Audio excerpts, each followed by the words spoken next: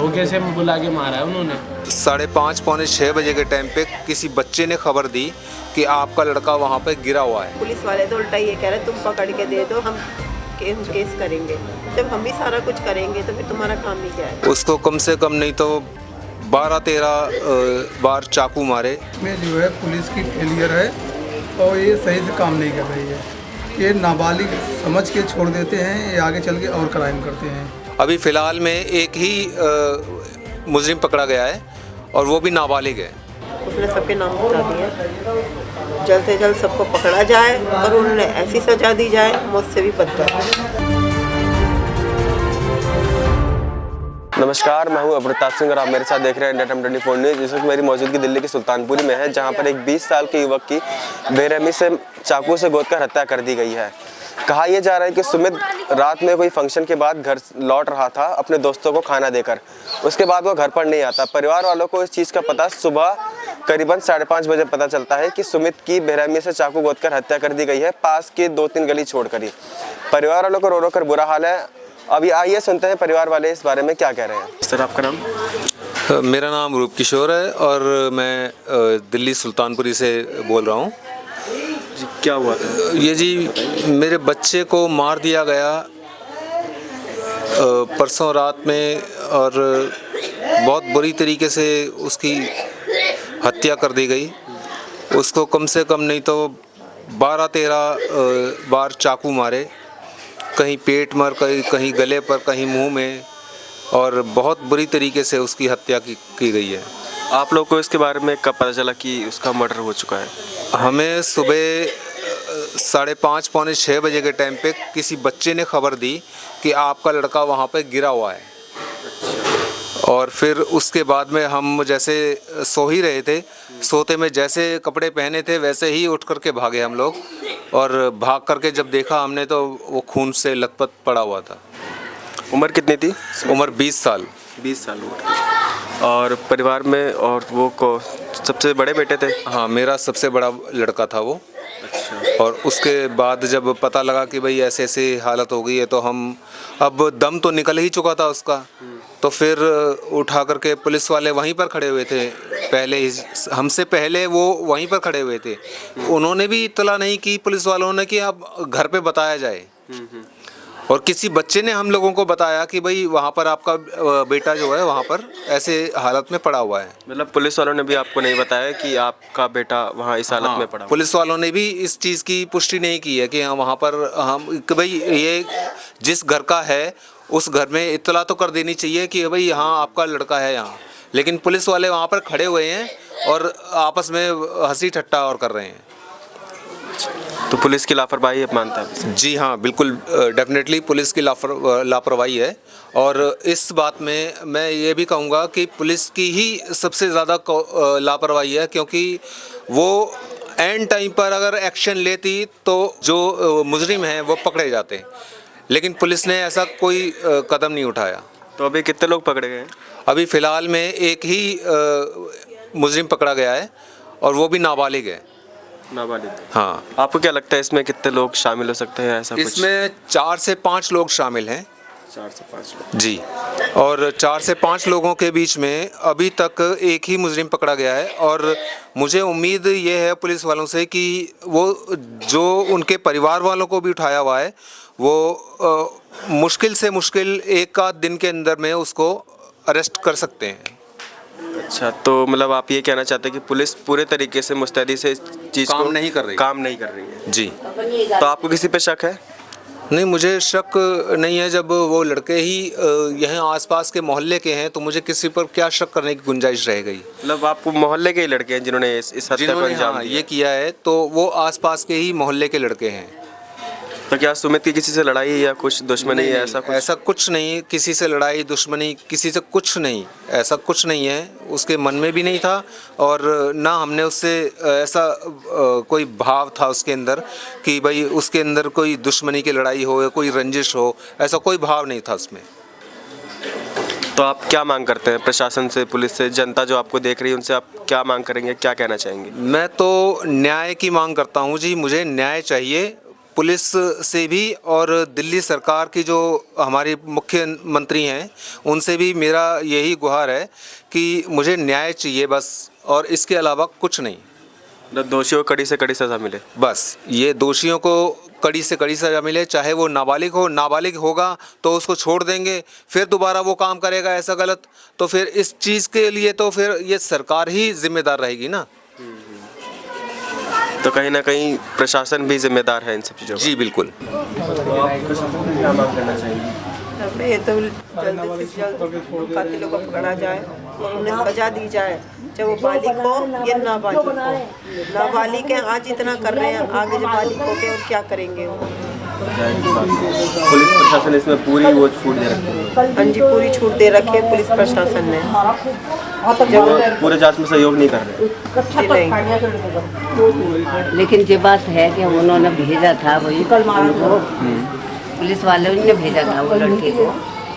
एक लड़का था, उससे पूछा कि भाई तुम जानते हो इसको? उसने कही कि हाँ मैं जानता हूँ। नाम बताओ। तो उसी ने किसी को भेजा था यहाँ।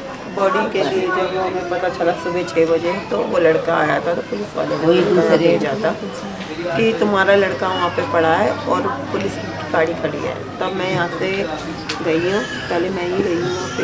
मेरा बेटा खून में लटपट पड़ा है पूरा, उसको चाकू से पूरा गोद रखा था उसे। आपको किसी पर शक है? देखो मैं ऐसे कैसे बता दूँ, कभी उससे मेरे सामने कभी लड़ाई हुई हो या किसी ने धमकी दी हो तो बाकी मैं हमारी कह भी आस पड़ोस सकती में भी हूँ, कोई दुश्मनी नहीं है। तो मैं कह भी दूँ कि उसने धमकी दी है। अब ऐसे कैसे मैं कहूँ, उससे यही है जो उस लड़के ने कल सबके नाम उगल दिए हैं, सबको अरेस्ट किया जाए बस। अच्छा, जो लड़का पकड़ा गया उसने नाम बताया हम लोग? सबके नाम बताया गया। एक लड़का हमारा था हॉस्पिटल में एडमिट है, उसने सबके नाम बता दिए। जल्द से जल्द सबको पकड़ा जाए और उन्हें ऐसी सजा दी जाए मौत से भी बदतर, और मौत के लिए भी तरस है बस, वो बालिग हो या नाबालिग हो। न्यूज़ में ये भी आ रहा है कि पुलिस ने नहीं पकड़ा, आप लोगों ने एक लड़का जो भी संदिग्ध है हाँ उसको जी, पकड़ के पुलिस वालों के हवाले लड़के किया। यहाँ से ही दिया है, और पुलिस वाले तो उल्टा ये कह रहे तुम पकड़ के दे दो, हम केस करेंगे।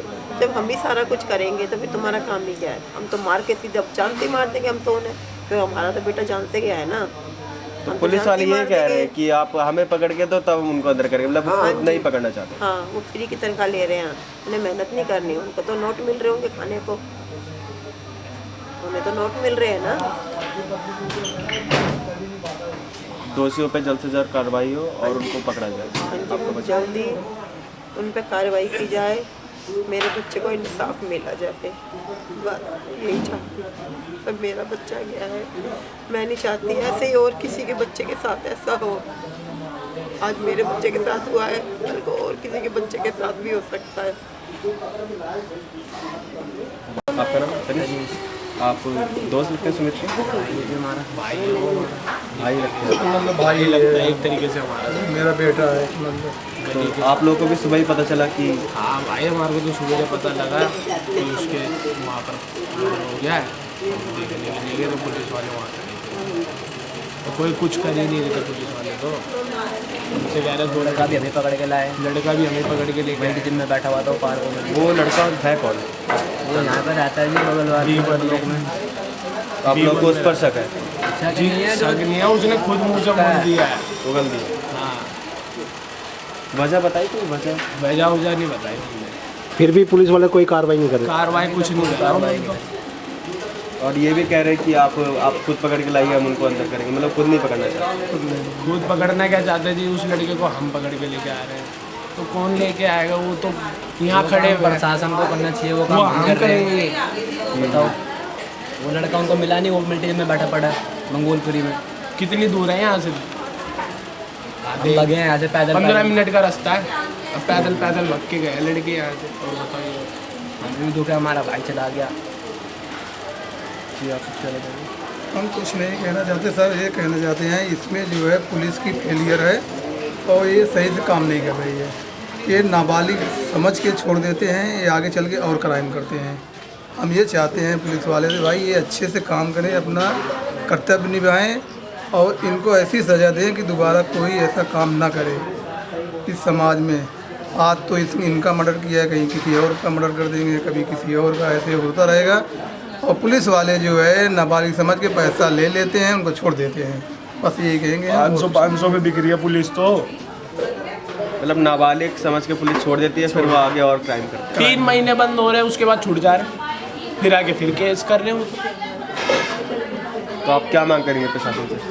हमारे को तो भाई कड़ी सज़ा दे, उसको लंबा भेजे, उसको भी ये हो कि सज़ा तो ऐसी दे कि ऐसा कर दे उसको कि वो कभी सोचे ना करने से। आज हमारा भाई भी है, कल को किसी और का किसी का भाई हो, किसी का बेटा हो, वो जा सकता है।